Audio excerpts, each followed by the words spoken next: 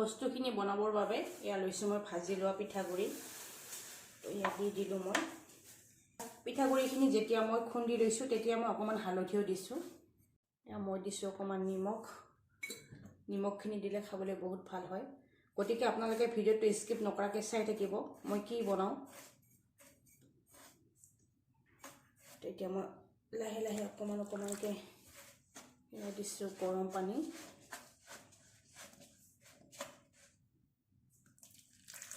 একেবাৰে ঢালি দিয়া নাই।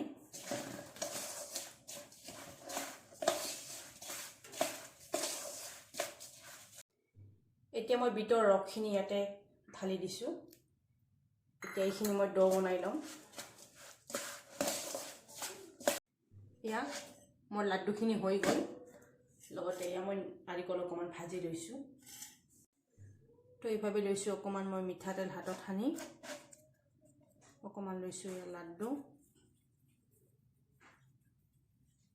এইভাৱে গোলকৈ লৈছোঁ।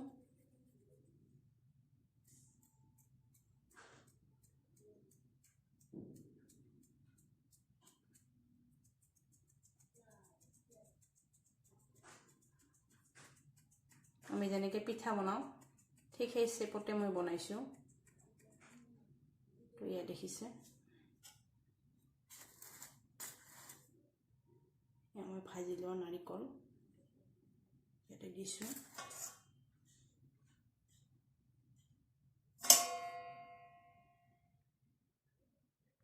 এইভাৱে দিছোঁ।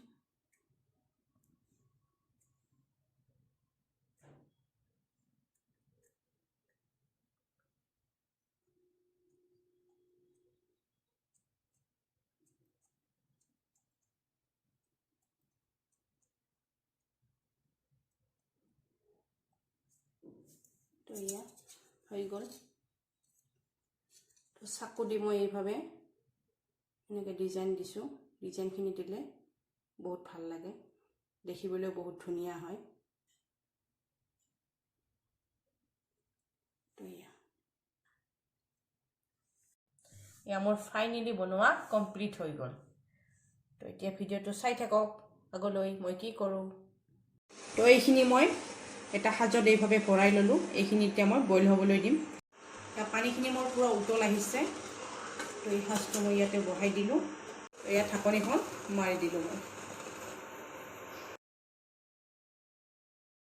তো এয়া মোৰ হৈ গ'ল।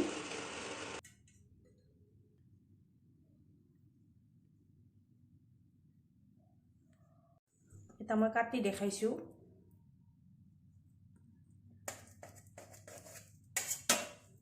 তো এয়া চাওক। এয়া আজি মই বনালোঁ মোদক, যিহেতু আজি গণেশ পূজা তাৰ কাৰণে বনালোঁ।